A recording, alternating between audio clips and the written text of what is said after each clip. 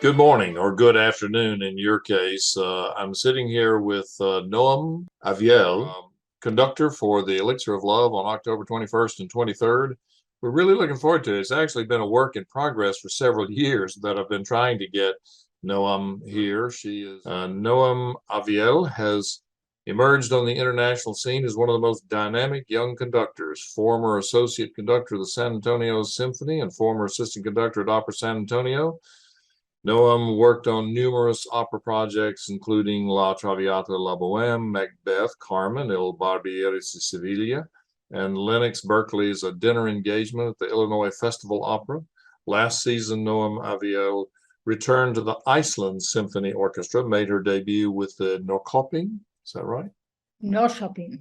Norrköping Symphony Orchestra, as well as conducted contemporary opera Lisbeth at Opera Orlando. Her future engagements include Hours, Mobile Opera, symphonic debut with the Symphony in C in the U.S., and a return to Israel Symphonietta Beersheba. Did I say that one right? Yeah, Symphonietta, yes. Oh, good, good, good. Okay. We're really delighted to have you. We love the international flavor, but I've just been really excited about having the opportunity to finally get you here to conduct an opera for us. What is it that made you choose conducting, or that conducting chose you for musical expression? I always sang when I was a child. I sang in a choir, but when I really started to learn music, like music education, it was actually as a jazz singer and bass player. So that was that was my entrance into the world of serious music. Yes. And so then only when I was about 18 or 19, I wanted to improve my vocal abilities as a jazz singer. So I decided to go to a classical singer to learn about the breathing and the basic of technique. And she really opened the door for me to fall in love with classical music. And I was hooked, and I was like 18 or 19, and just decided to go from there and study opera. So I started a bachelor's degree in opera, and while I was doing it, I had the opportunity to sing in Mahler's Third Symphony with the Israel Philharmonic within the women's chorus. And it was like one of the first times that I was next to a professional orchestra, and I didn't know much about orchestra at that time. And I was looking at Zubin Mehta. It was really amazing. I think that's where kind of the bug started. And then afterwards, I decided to take kind of like an external course in conducting while I was doing my bachelor's in voice. And I loved it. And by the end of my first year, the teacher came to me and said, you know what? You're going to conduct my orchestra. He has an orchestra in like a small city in Israel.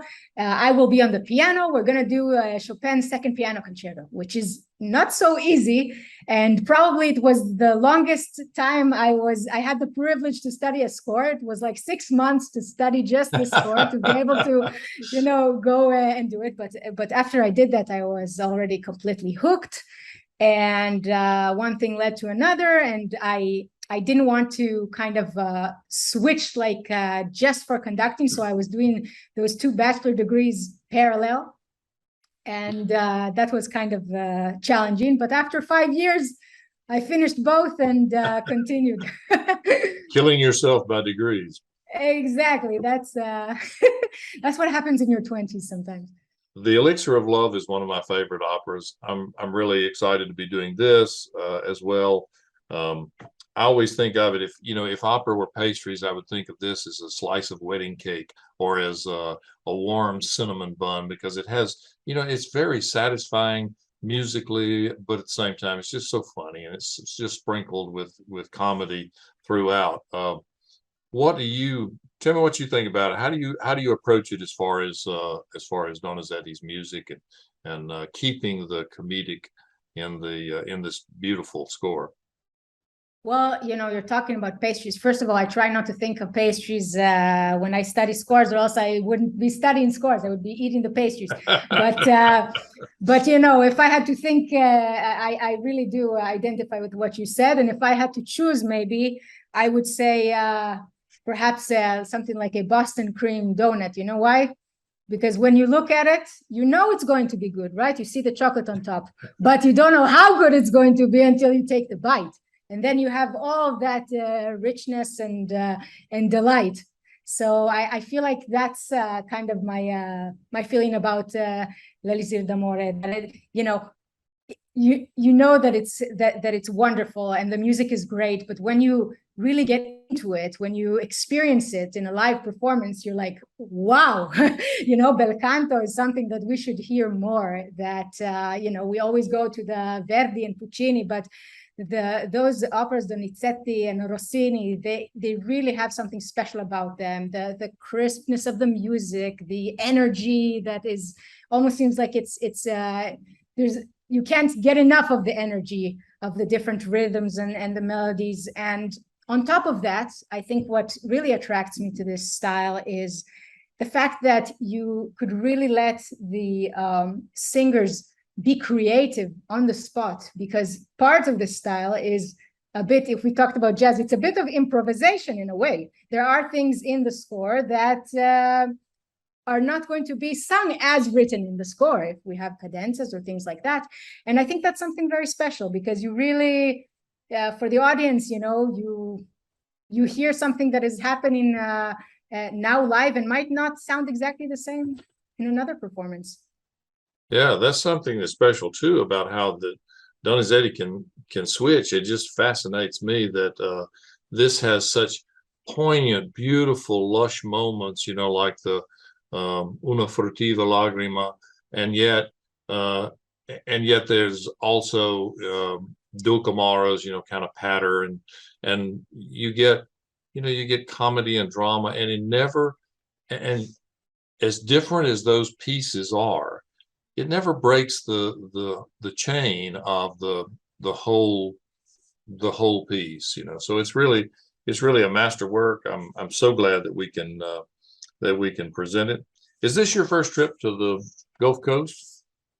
Well, I don't know. I lived in San Antonio for a while, and I got to see Corpus Christi, and that was kind of like on the sea. That would be considered Gulf Coast, right? I'm not mistaken. Well, it is the Gulf of Mexico, but it's not the Gulf Coast. I mean, the Gulf Coast, we claim. So you're right.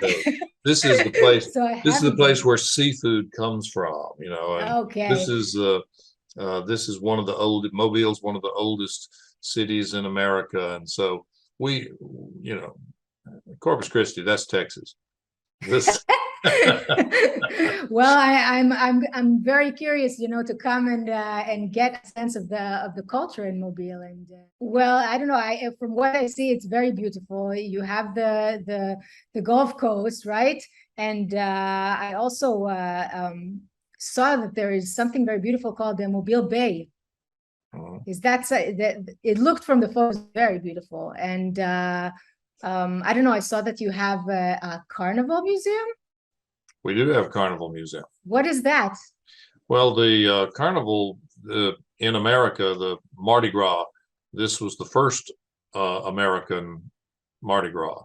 So Mobile has this long tradition of Mardi Gras, and the Carnival Museum is dedicated to that. You'll enjoy it. There's also a history museum. There's a wealth of museums, a wealth of things to do while you're here. You'll be very busy, so you won't get to exactly.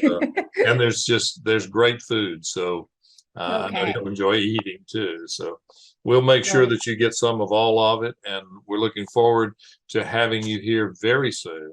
And hope that you'll enjoy your stay. And I know that everyone who gets a chance to see the Elixir of Love on October 21st or 23rd will enjoy it. I hope you'll come out to the Afternoon of Stars, which will be, I've forgotten the date, but 2 weeks before the 23rd, whatever that is, at the Mobile Public Library, and you can meet Noam Aviel. I would love to meet everybody. Thank you. Thank you. Take care. Bye-bye.